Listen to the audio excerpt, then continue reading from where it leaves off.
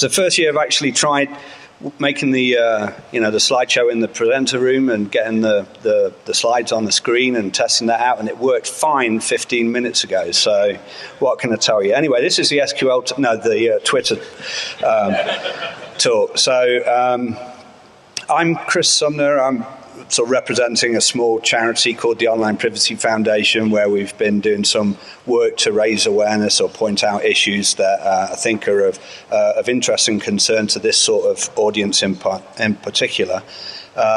This is my co-presenter, Randall Wald from Florida Atlantic University.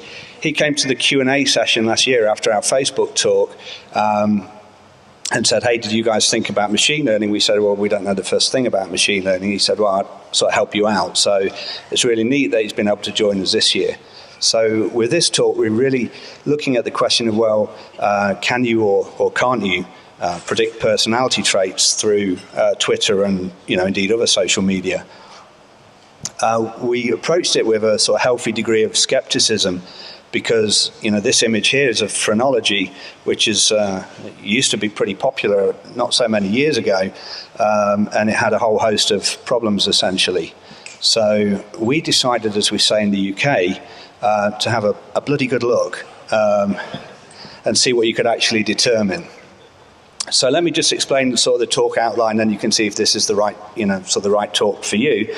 We're going to start here with sort of why we approach this. It's a question we've been asked a sort of number of times in the media. Give an introduction to psychopathy. Briefly talk about sort of data collection and processing. If people want more input, come to the sort of Q&A session. Share the statistical results, the results that we got from the analysis. And then spend a big portion of time talking about machine learning, where we'll probably start off somewhat basic and go into something that I haven't got the foggiest what he's talking about. But you might, and then finish up with some conclusions and, I guess, more questions. So, why did we start this activity? Well, last year we had a project that we spoke about at DEFCON called the Big Five experiment, where we looked at personality traits in Facebook. And there was a reason we did that.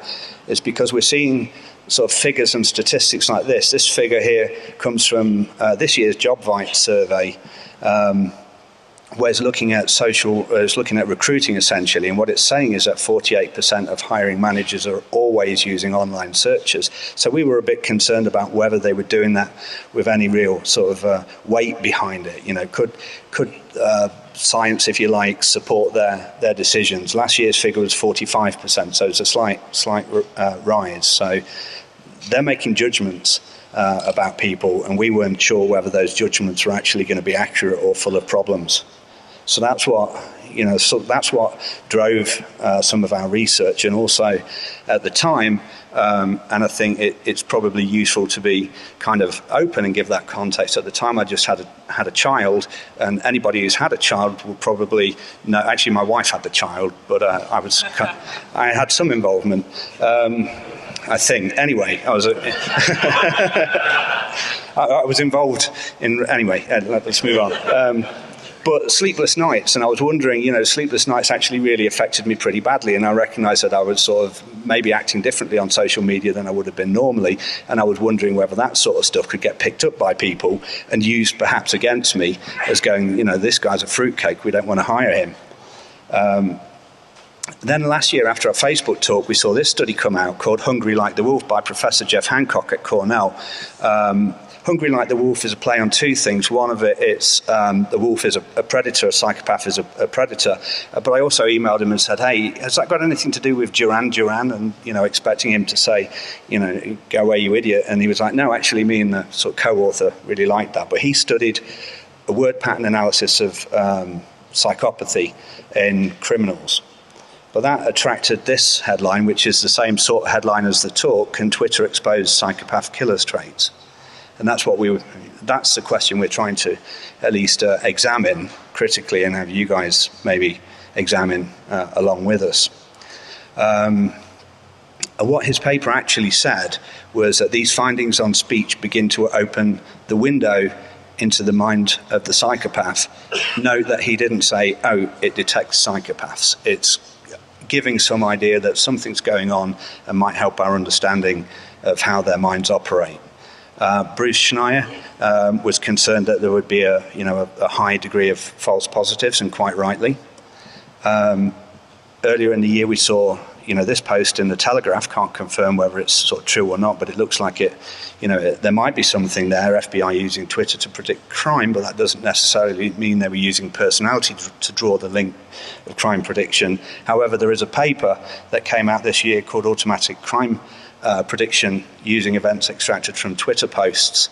But that is also not personality driven, but it is language driven. And there's been some studies into that with the London riots last year, most notably from Manchester University. We were either thrown a bone by the FBI, or in sort of light of the media that came out, or it was just pure coincidence. But this week there was a sort of FBI bulletin about language and psychopathy and how they sort of deal with that. And this was a quote from that piece, which is available on the web. Individuals' language is one of the best ways to glean insight into their thoughts and general outlook. So I don't know if that was pure coincidence. I suspect it probably was. Crime prediction isn't new necessarily. This is a system run by IBM to detect juveniles who may go on to become a problem for society. We can look at that as being a bad thing, but it might be not such a bad thing if you're intervening in somebody's life and preventing them from going down a really, really bad path themselves, and also impacting other people's lives. So I don't think it's as clear-cut as saying this is really bad and spooky, but maybe it is. There certainly needs to be discussion on that, I think. Next, with psychopathy, the media seem to sort of maybe fixate, maybe that psychopathy leads to crime, but there are a number of papers that show, at least in terms of violent crime, that there's still a high false positive rate. So just because somebody's scoring highly in psychopathy doesn't mean they'll go on to commit violent crimes. And then our paper got some sort of coverage in Fox News, which we weren't actually saying at all, as you'll bear my witness today, that we're not going to say psychopaths can be spotted on Twitter. So, but maybe the answer is not so much black and white. So let's have a quick look at psychopathy. There's a sort of general public interest in this. You've got here the Oklahoma City bomber, the Night Stalker Richard Ramirez, and of course, Ted Bundy, who's got a whole catalogue of different crimes behind him. There's also movies. People have got a fascination with these: Psycho, The Shining, Texas Chainsaw Massacre. Obviously, Silence of the Lambs is a good example. My personal favourite, if you've not seen it, it's a pretty good film. No Country for Old Men. It's a guy who walks around with like an air canister and just pops people off. It's like a cattle machine used for killing cattle. Anyway, it's a great film. Go and see it if you've not. So let's look at PCLR, which is a psychopathy checklist revised from Bob Hare, who's kind of like almost the godfather of psychopathy to some degree. Some will argue it consists of about 20 areas. You'll score a 0 for each of those categories if it doesn't apply at all. If it applies to some extent, you'll get a 1. If it applies and it's a reasonably good match, then you'll get a 2. So you can score 0, 1, or 2 on each of those sort of question areas, or omit the answer if there's not enough evidence to make a decision. And you can have up to 5 omits. If we look at it, and this is the way I kind of conceptualize it, thinking about an equalizer, although more static than an equalizer, most people are going to score fairly low. So this is good news for society, otherwise we'd all be bumping each other off. I hope that translates. If somebody scores high in certain categories, it doesn't necessarily make them a psychopath. They might be an unpleasant individual, but they're not necessarily a psychopath. Or they may just be, a highly charged individual in certain circumstances. However, when you're scoring high in a number of those questions, that's when you've got, the settings for an interesting problem, shall we say. So I went on the PCLR course earlier this year, speaking to Reid Malloy, who's the author of the Psychopathic Mind. He sort of categorises it like this, or moderate and severe between 20 and 40, although there's a number of psychologists that don't like the idea of a cut-off. In general UK population, we see about 2.3 male, 0.9 female, scoring, kind of within a 25 or over kind of category. This is a slightly different scale, but it maps to PCLR. In the prison community, you see that there's a different distribution. So this is from a Dutch study where you see between 22 and 37%, depending on where you draw the cutoff. So there's an abnormal distribution of psychopaths in prison. Psychopathy is really divided into two primary factors: personality, aggressive narcissism, and socially deviant lifestyle. And we're going to sort of whiz through these really. And there are four facets involved with that: interpersonal and affective, which is kind of regarding emotion, and lifestyle and antisocial, sort of burglary, crime record. And then you've got sex-related stuff and relationships under just general social deviance. So glibness and superficial charms, smooth talking, engaging, charismatic, slick. If you watch the TV show Apprentice, you'll see these sort of characteristics displayed pretty nicely. If you've got, I'm not saying they're psychopaths, I'm saying that they're sorry. But if you've got in the cab where you've got Steve Wynn talking about how good the win is and how, that is a good example of superficial charm and glibness. I was chatting to the taxi driver, I said, does that get on your nerves? And he was like, tell me a story, my man. So, and this is one of the things that led to Hervey Cleckley's work, The Mask of Sanity, where he talks about there being less than meets the eye. Either they deliver a good talk, but they can't walk it, essentially. Then we've got a grandiose sense of self-worth, which is really sort of related to narcissism, the cocky, opinionated, self-assured. These are the people that come to training classes that can be taught by the world's leading experts, and they're going in with the mentality that this guy's not going to teach me anything because I already know it. There's also sort of the concept of a narcissistic takeover where you're claiming success for somebody else's successes. So, so if I was here saying, look at this is really cool, they made this all because I was going to be here, that would be kind of an example of a narcissistic takeover. The fact that it's true is, no, I'm kidding. Pathological lying, so people lie for different reasons, but generally most people lie to manage anxiety in some way. But your psychopath is almost a born liar. They're weaving elaborate stories. Some of them may seem implausible, but they deliver it with that glibness of speech so that it translates to a lot of people. They're doing it all the time, and that is almost a perfect toolbox for conning people. So I don't know how many people saw The Art of Con. But this is, say, a guy scoring high in those traits, ripping off these old people here. And he's able to do that pretty well, making maybe financial advice that's never going to benefit them in their life and leave them distraught, penniless and homeless when they've got no opportunity to make any money. You don't have to look far in the media to see that. But just because they're like that, they're still not necessarily a psychopath. That's an important point. But they're able to do this really well because they've got a sort of lack of remorse and guilt. So they're not going to worry about what they've done when they get home at night. They are completely devoid of feeling guilt. But guilt is a different construct, although it's related to empathy. You can feel guilt from running a red light, but not necessarily empathy. We've also got the concept of a sort of shallower effect, a sort of limited range of depth of stony emotionalness. So, here's a psychopath displaying joy, and here's a range of other emotions that the psychopath is displaying. They're emotionless beings almost.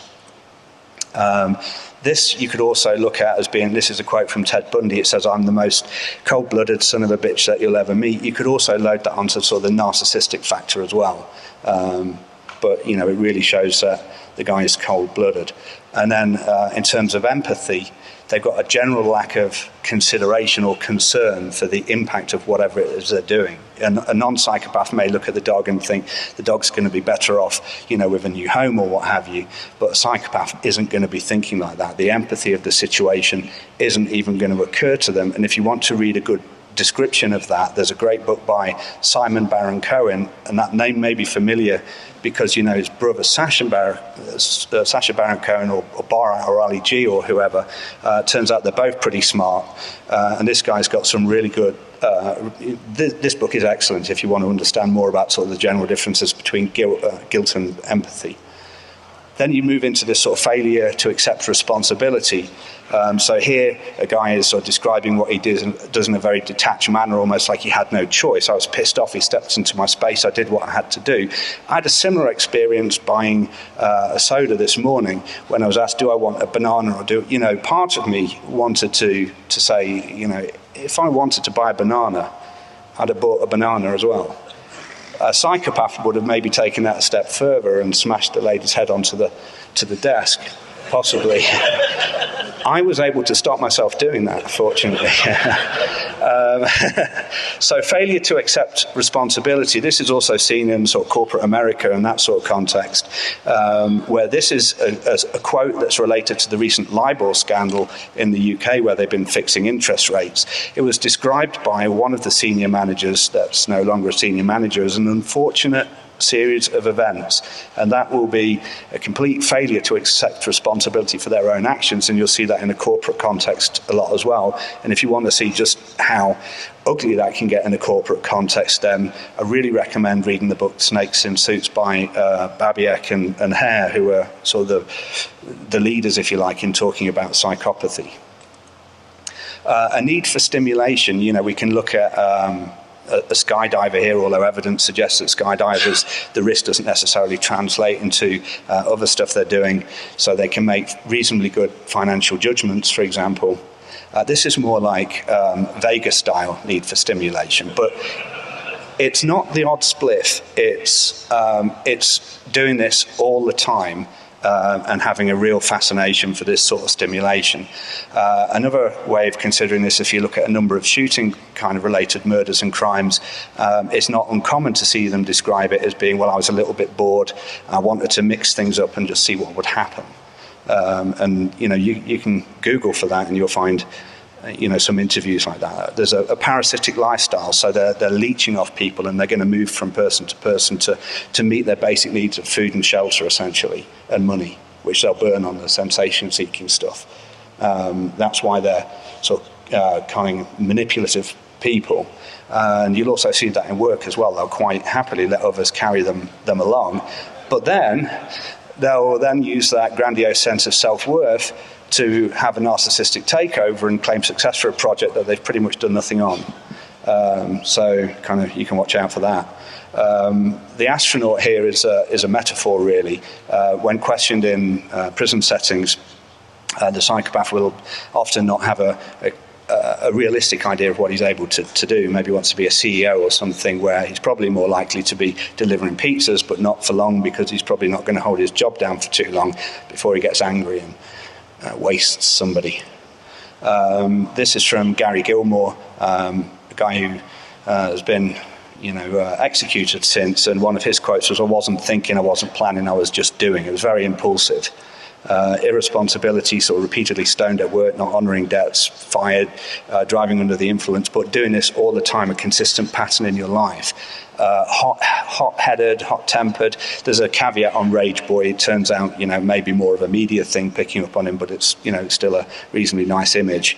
Early behaviour problems here. This is ages 12 and under. History of sort of truancy, robbery, vandalism, class disruption, bullying, cruelty to animals. When I talk about cruelty to animals, one of my previous co-workers who worked in sort of the psychiatric industry said, oh yeah, in terms of cruelty to animals, these guys, they had one patient where he buried a cat up to its neck in the lawn and ran a mower over it. It's that kind of cruelty to animals, not burning the odd ant. So it's pretty bad already at that stage. And then it progresses into juvenile delinquency, where you've got violence, fire starting, murder, attempted murder, rape, and you're seeing all of that sort of stuff over and over again. So now you can get the idea that psychopathy isn't just because somebody tells a good lie. They're going pretty well beyond that. They're probably going to skip bail, escape from prison, try and escape from prison. These are the factors that aren't loaded, so promiscuous sexual behaviour, not one or two instances, but continuous pattern through their lives. Many short-term relationships, so use the image of a player. And this was my favourite from the course. It's called criminal versatility. So you can't just be a good murderer. You've actually got to have sort of theft, robbery, kidnapping, arson. So 6 of these will get you a score of 2. Or 4 or 5 will get you a score of 1. So it's not just, you've committed a few robberies. So psychopaths are more violent, they commit more crimes, they're more likely to use a weapon in their crimes, their violence is both predatory and effective. That means they're going to react to something, and they're also going to go after people. They're likely to go after strangers because they can smell weakness. They've got no guilt, so they're really the perfect predator, so the image is a nice match. There's discussion that there's not really any treatment for psychopathy, or there's a school of thought that says that, but it gets pretty interesting. There's a guy called Jim Fallon who's spoken at TED Talks, and he'd looked at sort of brain images, and these are the kinds of images they saw. So the control set here, there's more brain activity in the frontal lobe. For a murderer, there's less. It turns out his brain was like the one of a murderer. So that this spooked him a little bit. There's more sort of evidence emerging here. This says you might think this guy's being a total tosser, says Dave Owens, an officer for 19 years. But when he describes the abuse he had as a child from his father, the jigsaw fits. And this from a study that's come out in Norway and is gaining some traction now as well. All offenders have experienced gross instability, neglect, and or abuse from their family of origin. So this is either extreme neglect or extreme over-controlling. And that leads to a sort of a metaphor that Simon Baron-Cohen uses in his book, where he talks about the pot of gold. So the formative years of a child's upbringing can influence even the brain, the brain structure. Having the decent upbringing can reduce the possibility of them going off into a sort of a life of violent crime. So there's a lot of research going on in that space now to look at, is there some way of essentially an intervention. So let's talk quickly about the data collection. We created an application. The application essentially asked a number of questions. These are the psychopathy ones. I like to get revenge on authorities. I avoid dangerous situations. That one's reversed. Payback needs to be quick and nasty. People often say I'm out of control. It's true that I can be cruel. People who mess with me always regret it. I have never gotten into trouble with the law. That's also reversed. I like to pick on losers, and I'll say anything to get what I want. So we took that and a whole bunch of Twitter attributes from 2,927 participants of the study, and essentially analysed that on a little HP microserver running Ubuntu CouchDB with some sort of custom Python scripts to call it the Twitter API. Now, in terms of the answers that we saw, or the analysis that we saw this distribution, which shows that most people, fortunately, are not high scoring on the psychopathy scale. If we look at the GB study earlier, the Great British study, and ours, you can see a kind of a similar curve almost, although it's important to note that we use different measures and scales, so there's some variation. In terms of correlations between the big 5 traits, what you see here with the blue bars was a study conducted by Del Paulhus at British Columbia, and the green bars are from our study. So we see, for example, agreeableness, we see similar direction in a negative correlation, and the same with conscientiousness. You'll note that there's a difference in neuroticism, but this could well be because of the measures that we've used. Interestingly, though, we saw the same sort of correlations when we looked at the attributes in Twitter. So that is either pure chance or it adds some credibility. So we end up with attributes that were significant were geo-enabled, number of tweets, notifications, fairly weak, but nevertheless significant. The clout score for psychopaths was 0.051. For narcissists, it was 0.088, so a little bit higher, as you might expect. For linguistic analysis, we've got swearing, anger, deaf, negative emotion, filler words. You can see that the significance is higher than it is for the attributes there. And in terms of negative correlations, meaning they say less of these things, positive emotion, family, work relates to the parasitic lifestyle, so that's kind of interesting. And the use of we, because they're not really social creatures, so they're going to use less of we, us, our, because they're lone wolves. This was an area that we found pretty fascinating, so we included this into, coded this into our data set as well. When we looked at low-scoring psychopathy, we saw people tweeting around this sort of frequency. Of course, there are differences, but generally we saw it around this area. But when we look at high-scoring psychopaths, we see much more tweets. When we look at those tweets, they're more angry tweets as well. So we see much more erratic tweeting almost, and that may be related to sort of this sense of boredom or what have you. But overall, it's interesting. The results are consistent with two other papers that have been done on sort of linguistics and the dark triad, but the statistics are still relatively weak for basing a decision that's going to impact somebody's life potentially. So as we look at machine learning, I just introduced the topic here. The reason, one of the things we're attempting to do here is classify the people, the tweeters, as instances. They're going to have a number of independent attributes, so those will be the features that we've selected, the linguistic analysis and such like, and then a number of dependent attributes, either a class, high or low, or a psychopathy score, and then we'll take all of those independent attributes, the features, to predict the classes and build using training data and validate it with test data, essentially.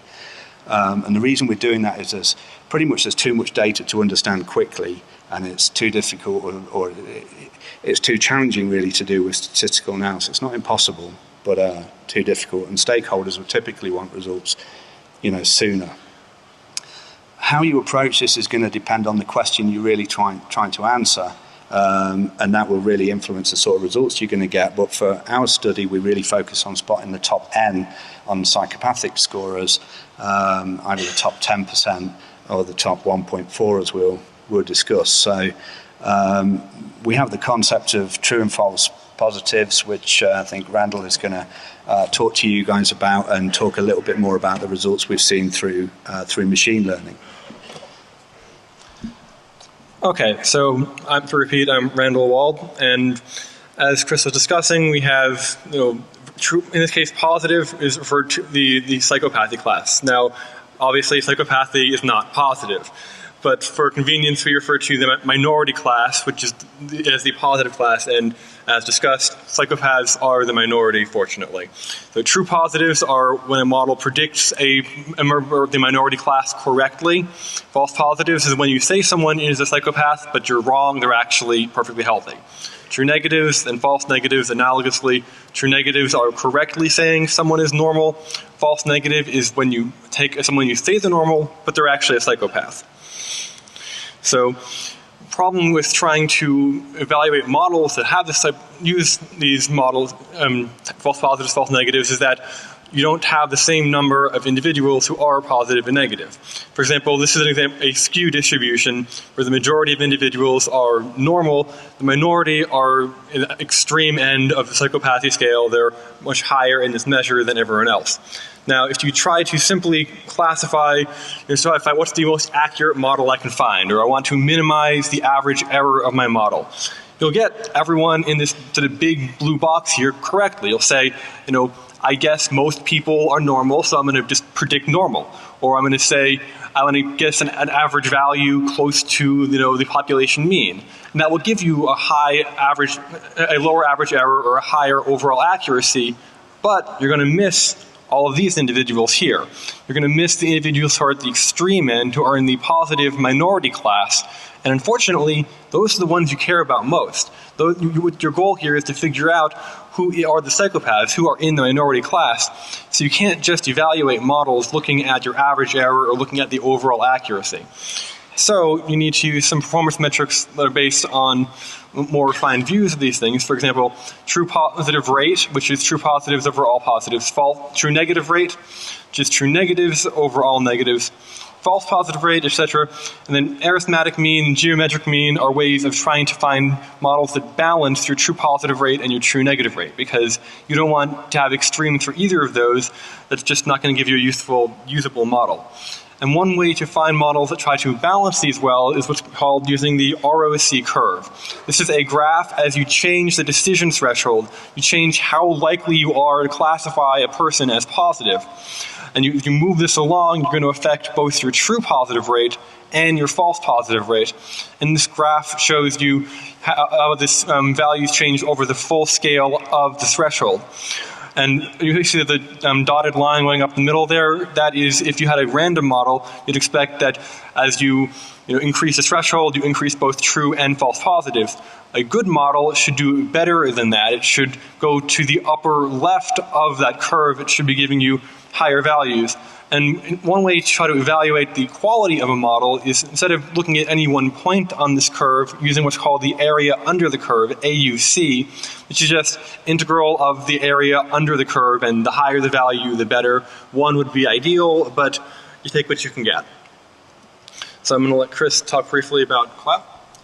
So one thing we did was we found that there was this data, this might be interesting actually, the data science company in San Francisco called Kaggle.com, and they host data science competitions. You can either run them as public competitions and invite people from all over the place to participate, or private competitions where it's closed and just limited to a number of data scientists.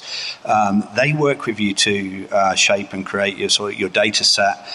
Essentially then you host a competition where data scientists from around the world will compete with the best models. This we felt, in terms of crowdsourcing, was an interesting way of looking at how we can find maybe the best models that, the quickest. In doing this, we had 113 teams compete and created over 1,000 models. So in terms of if you've got a data science problem but you don't have the skills, actually, we found this actually quite useful, and for non-profits the fee is minimal. So Randall's going to talk a little bit more about the results from that, and then talk about some of the results that he's had in his research. Okay, so this curve is exactly like we were looking at earlier. It's a ROC curve with true positive rate and false positive rate as you change the decision threshold. And you have across the middle, you have that gray line, which is how well the random model would do. Now the other two lines you'll see are the black line, which is using the benchmark Kaggle model, which is a simple random forest model. I'll go into that in the Q&A if you want more details. But then the winning Kaggle model was able to do a little better than that. See this, the red line there. And you down across the side, kind of small, the area under the curve. The benchmark Kaggle model was able to do an AUC, area under the curve, of 0.64, while the winning Kaggle model got 0.66. And some of the other models did more poorly than that. Now, again, it's important to look at the AUC and look at all the decision thresholds, because if you look at accuracy, you get very misleading results.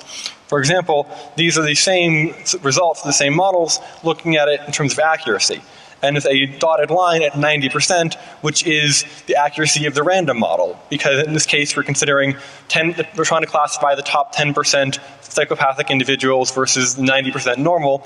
So if you just assign everyone as normal, if you say every single person in the model is as trivial as possible, you're going to get 90% accuracy, which sounds good until you remember you're missing all the actual positive instances.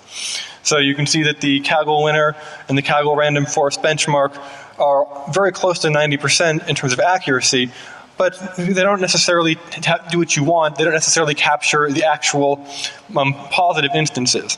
For example, this is the confusion matrix for the winning model. You see, of the 125 individuals who are considered to be psychopaths here, only 2 were accurately, correctly predicted to be psychopaths. The other ones were all false negatives, people who were really positive instances but labeled as negative. On the other side, there were no false positives. So it always is a matter of finding the threshold that balances your errors in the way you want them to, because you can never have no false positives and no false negatives. You need to decide where you want to draw the line there. So my own research has focused on a slightly more difficult problem. Rather than looking at the top 10% of individuals as being psychopaths, we're looking at the top 1.4%. And that's a very small number. The data set we were using had about 2,914-ish instances, plus or minus 30, close enough. Only 41 of those were considered psychopaths from this data set. So the goal is to build a model which could actually detect with some accuracy, some performance, those very small number of individuals while minimizing as much as possible our false positives and false negatives. So one way to try to alleviate the problem of having this hugely imbalanced data is to use what we call sampling. And the principle here is very simple. Your data set is imbalanced. You want to fix it to make it balanced. And a simple technique to this is just to either randomly remove instances from the majority class, i.e. remove negative instances until the balance is more like what you want, or to duplicate, make extra copies of the minority class instances, the positive instances. And now it sounds very naive, you're just throwing away data, you're just duplicating data. It actually works extremely well. There's been research comparing this to other techniques that are more algorithmically intensive, and this actually works extremely well.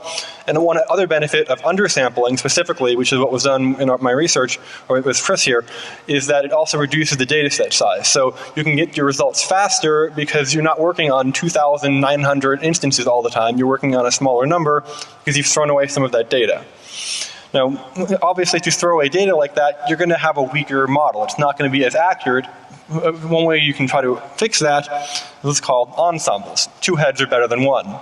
So you want to take these multiple weak models and put them together to give you a stronger, more powerful resulting model.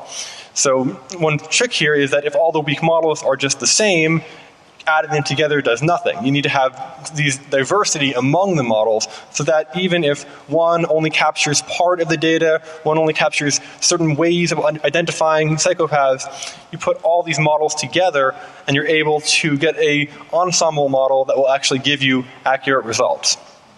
So one technique we developed is called RUS boost, random undersampling boost. This combines random undersampling, which discussed earlier, with boosting, which is an established form of ensemble classification. The premise of boosting is you build a model and then you look at which instances, which people were classified correctly and incorrectly. And you give extra weight to those who were classified incorrectly and reduced weight to those who are correct. Then you build the model again. And you iterate this process multiple times, each time building the model and trying to change the weights so that those that were done incorrectly are more likely to be classified correctly in the next round.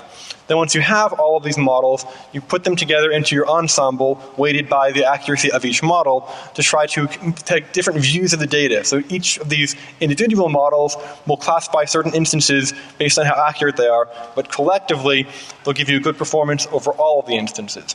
And RUS boost is a variant on this, which applies random undersampling within each round of the boosting to provide an additional source of variation, and also to help the models work better because they are the more balanced data. So the model building process would normally fail with 1.4% minority class. Suddenly, it's not doing so poorly. It's got much more usable data to work with. One other aspect of the data we have here is there are a number of different features. Discussed earlier, features and classes.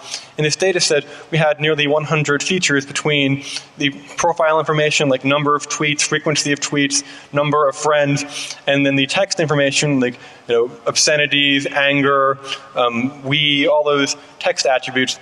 Almost 100 of them collectively, but they're not all going to be equally useful. So feature selection will rank them by their usefulness towards the class and then say, I only care about the top 20 of these. The rest of them are all irrelevant. And this will help reduce your data set size because you're using many fewer features to build your model, and also can give you more accurate results because the irrelevant information has been thrown away. So the combined model we're using for using all of these techniques together is called Select Rust Boost, Select Random Undersampling Boost, which has feature selection. I'm going to talk a little bit about how this works, trying to go quickly. Unfortunately, I can't shoot the laser around the corner, so the red dot is where the laser pointer would be if I had one. So the model starts with your data, and you have an initialized weight vector that has all values are equal. Everything has starting weight of equal to each other because you don't know anything initially. Then you're going to repeat this algorithm n times, so the study n equals 10. Basically going to go over, create 10 models.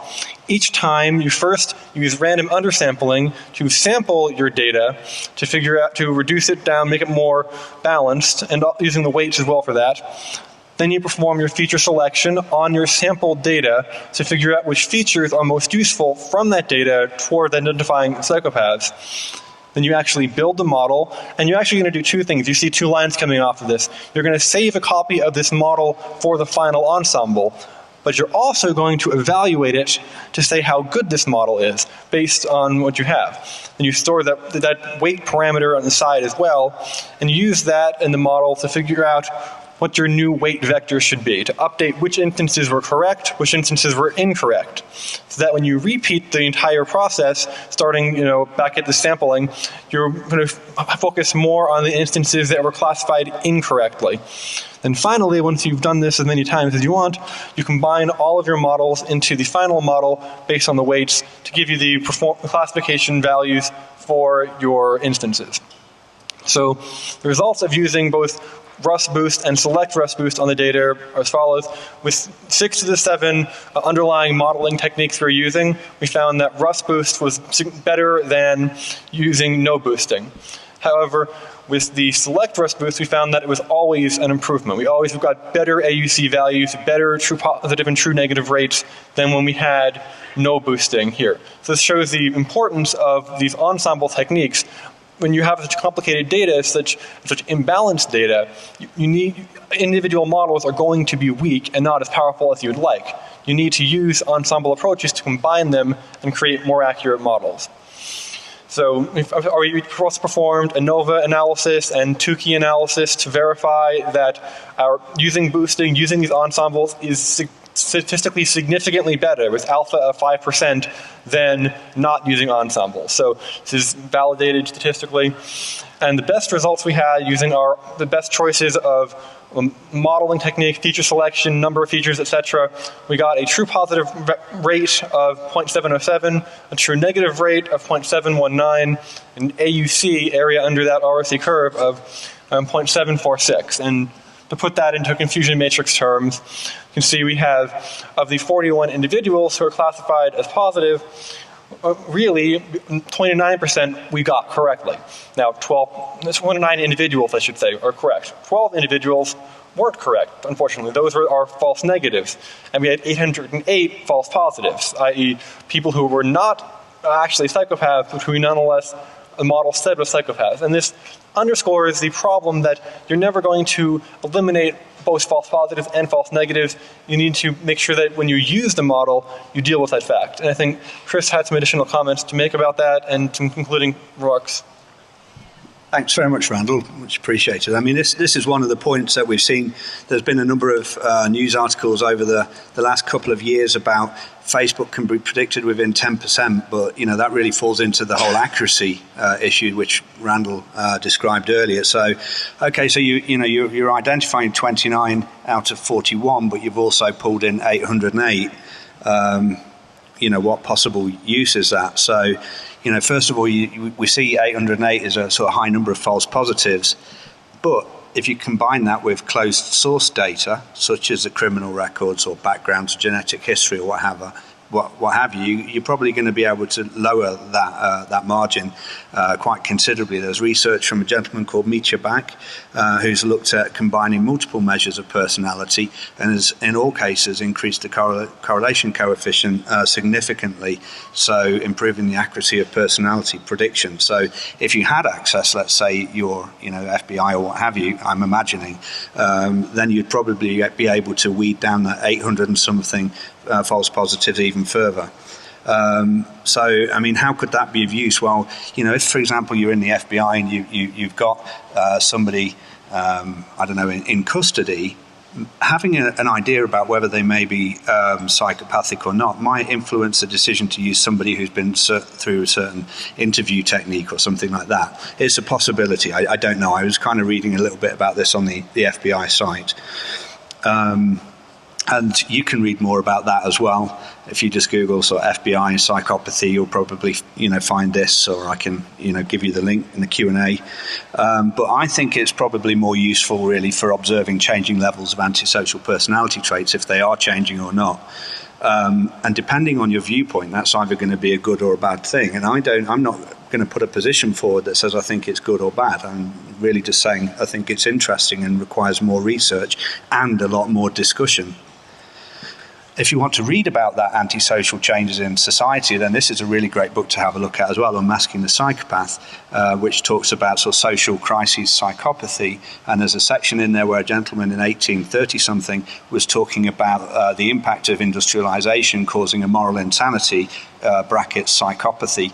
And I wonder whether we're seeing changes in psychopathy or antisocial traits as well. The more agentic countries like the US and the UK, that's sort of more individualistic, you see higher levels of psychopathy than you do in communion countries like Taiwan, for example. So here in the US and the UK, you've got that sort of 1 to 5%, depending on the population that you measure. But in Taiwan, you're seeing it as sort of 0.01 or 0.1.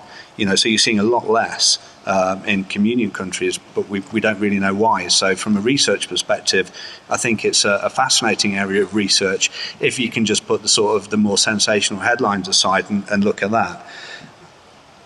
So it might help us understand a little bit more about this whole concept of cyberbullying, which is probably not very well understood really, but it's going to have a massive impact on the next generation of people coming up. My little boy, for example, how do we understand the impacts on our young people? And of course, as Jeff Hancock had mentioned in his paper, knowing a little bit more about the inner workings of sort of the psychopathic or antisocial mind probably helps us understand that, and might even help us in slightly other contexts. Important to mention a couple of the limitations that we've had. Obviously, it's a self-assessment, so you could argue that people have gamed that, maybe, but the research, or at least on a broad scale, is consistent with other papers. It's not a widely used assessment, so we didn't use PCL-RSV, for example. We used a relatively new test by Del Paulhus at British Columbia called Short Dark Triad. You could argue that there's a selection bias because we got a tweet from Stephen Fry which bumped our numbers up from 24 participants to just over 2,000 overnight. So you could argue that influenced it, and also the linguistic analysis of Twitter. I spoke to the gentleman who created that linguistic program, James Pennebaker, at University of Austin, or University of Texas in Austin, one of the two. And looking at the language that people use in social media and on Twitter is obviously going to be different in some ways. So those are limitations which research would have to overcome in a variety of contexts in looking at social media. Overall, really, it's important to keep in mind that the research in social media is really at the sort of the tip of the iceberg, and we as a group in DEFCON, for example, have a real opportunity to partner with people who are studying sort of psychology, the social sciences, and help add sort of the data mining, but also have an important part to play in terms of discussing or generating discussion about the social implications of privacy, unfair invasion of privacy, particularly those 48% of hiring managers. Is that ever acceptable? So that's kind of the residual question. Is we're kind of showing that we can determine things about personality, and evidence suggests that the more we know about people, different measures we know, we're going to get better accuracy. But we haven't really tackled the question of should we, and that's a question or a thought I'd like to leave with the audience. So I appreciate everyone turning up. Thank you very much for your time. We'll be in the Q&A afterwards. Thank you.